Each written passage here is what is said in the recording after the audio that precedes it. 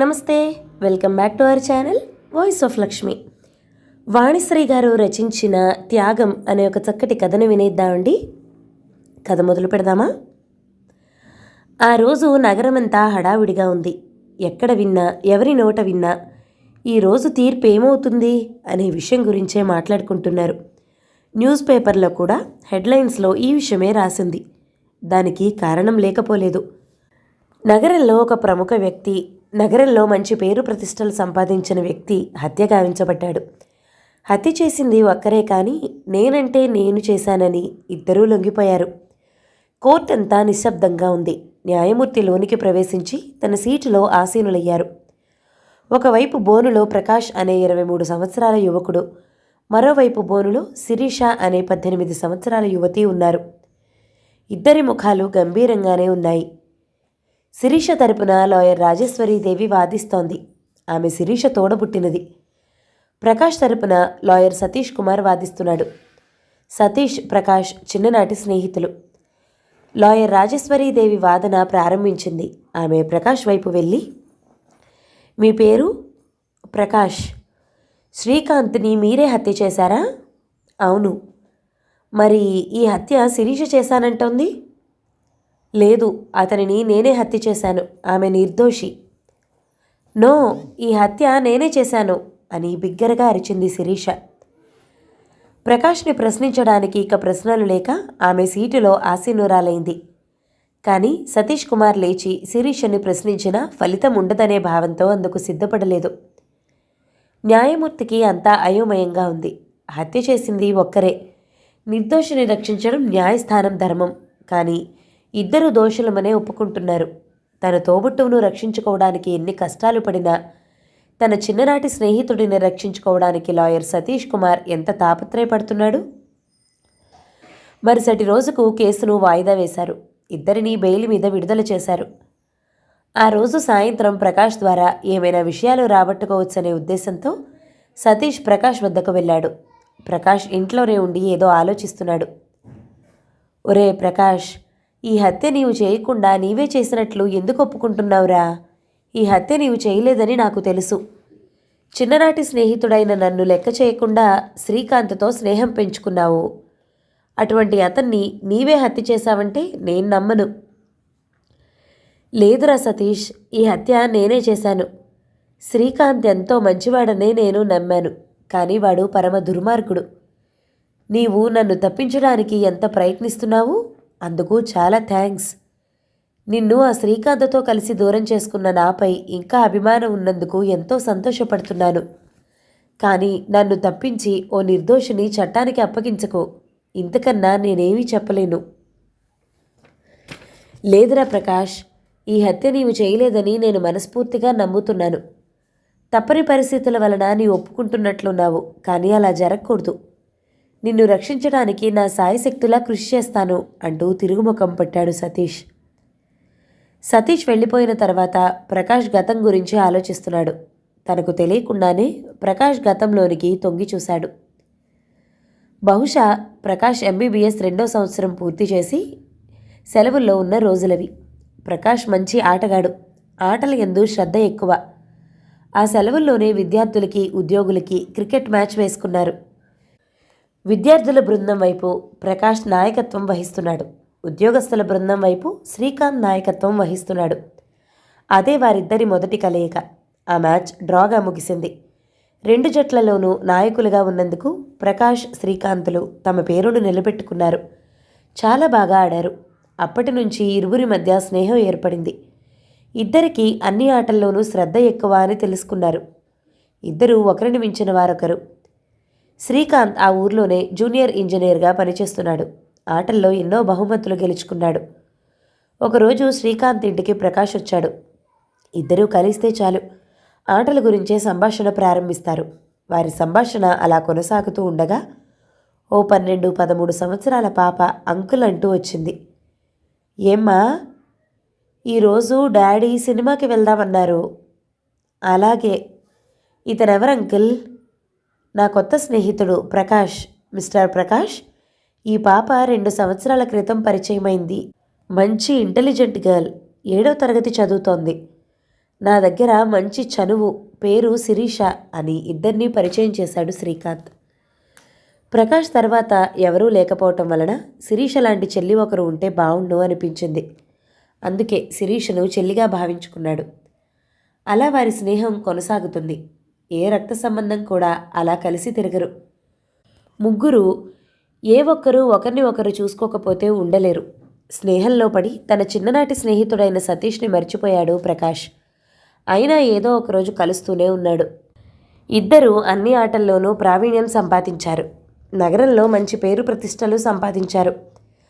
అలా కాలచక్రం 4 సంవత్సరాలు గడిచిపోయింది. నగరంలో వీరిరువురి పేర్లు మారుమోగిపోతున్నాయి. ఇద్దరూ కలిసి ఏ ఆటలో ఉంటే పై చెయ్యి వీళ్ళిద్దరిదే. ఈ 4 సంవత్సరాల్లోనే ప్రకాష్ MBBS డిగ్రీ పొందటం, శిరీష యవ్వనంలోకి అడుగు పెట్టడం, ప్రమాదవశాత్తు ఆమె తల్లిదండ్రులు మరణించటం, ఆమె తన అక్క రాజేశ్వరీదేవి వద్ద పెరగటం జరిగింది. శిరీషది మొదలే పాలు కారే శరీరం కనుక యవ్వనంలో ఆమె అందచందాల్ని వర్ణించడానికి నేను కవిని కాను.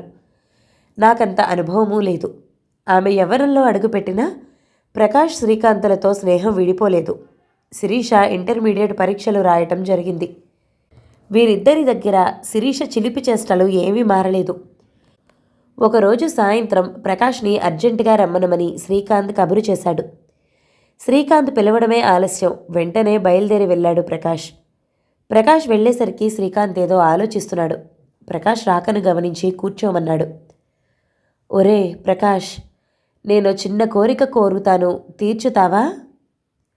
తీర్చగలిగిన కోరిక అయితే తప్పక తీరుస్తాన్రా. నీవు తలుచుకుంటే తీర్చగలవు. అయితే చెప్పు. నువ్వు శిరీషను పెళ్లి చేసుకోవాలి. అంతే. ప్రకాష్ గుండె స్తంభించిపోయింది. కారణం మాత్రం అడగలేదు. జవాబు చెప్పలేక ఇంటికి వెళ్ళి ఆలోచిస్తాను అని చెప్పేసి ఇంటికి చేరుకున్నాడు. ఇంటికి చేరుకున్న తర్వాత ఎవరితోనూ మాట్లాడలేదు. తన గదిలోకి పోయి మనసులో ఆలోచించుకుంటున్నాడు. శ్రీకాంత్ ఎందుకు అలాంటి కోరిక కోరాడు? అయినా నేను శిరీషని తోడబుట్టిన చెల్లెలుగా చూసుకుంటున్నానని తెలుసు.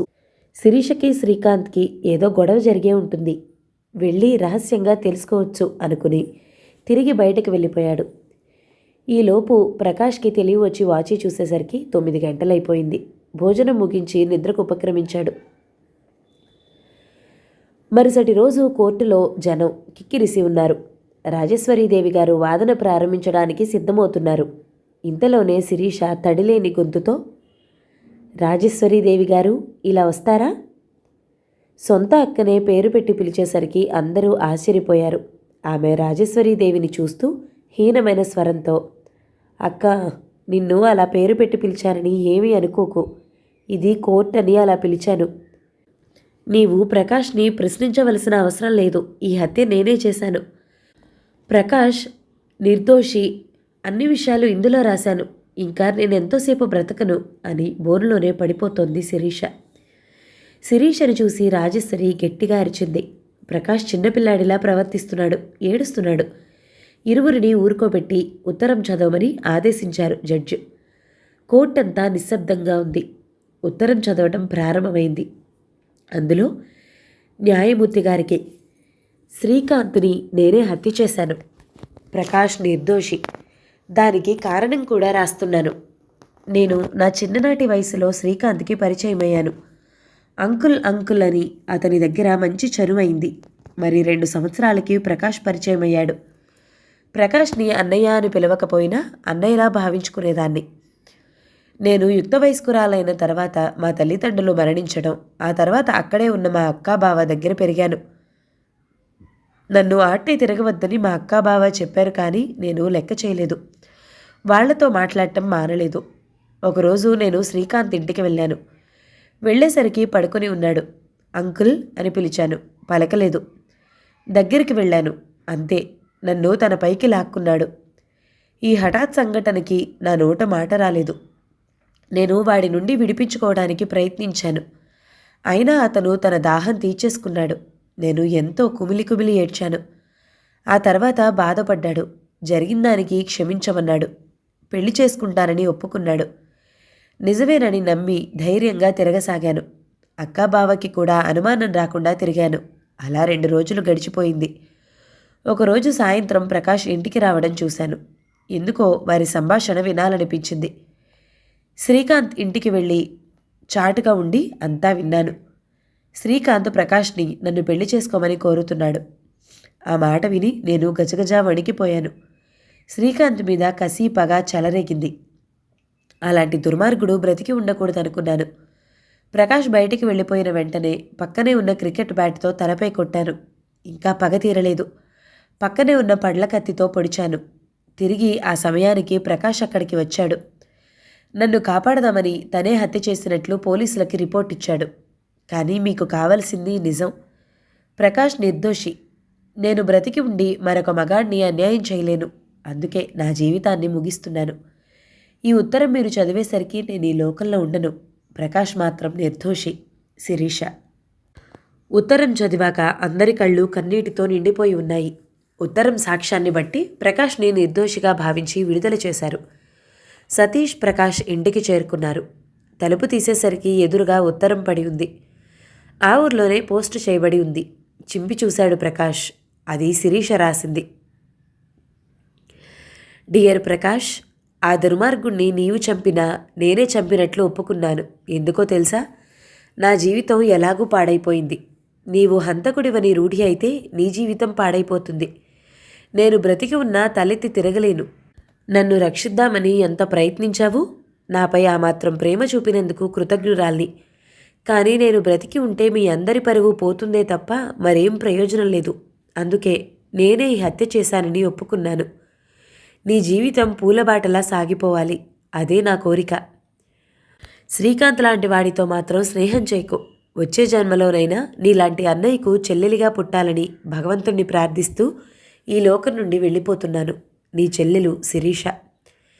ఈ ఉత్తరం చూసి సతీష్, ఒరే ప్రకాష్, ఇది నిజమేనా? అవునరా సతీష్. ఒరే, శిరీష చాలా త్యాగం చేసిందిరా. మీ ఇద్దరికీ రక్త సంబంధం లేకపోయినా నీ భవిష్యత్తు బాగుండాలని ఒక త్యాగం చేసిన త్యాగదేవత. నేను ఒక లాయర్గా నా స్నేహితుడిని కాపాడుకుందాం అనుకున్నాను. కానీ ఒక అమాయకురాల్ని నిందితురాలిగా ఊహించాను. కానీ అలా భావించిన నేను మూర్ఖుణ్ణిరా అని సతీష్ కన్నీటి బొట్లు రాల్చేశాడు. కథ సమాప్తం.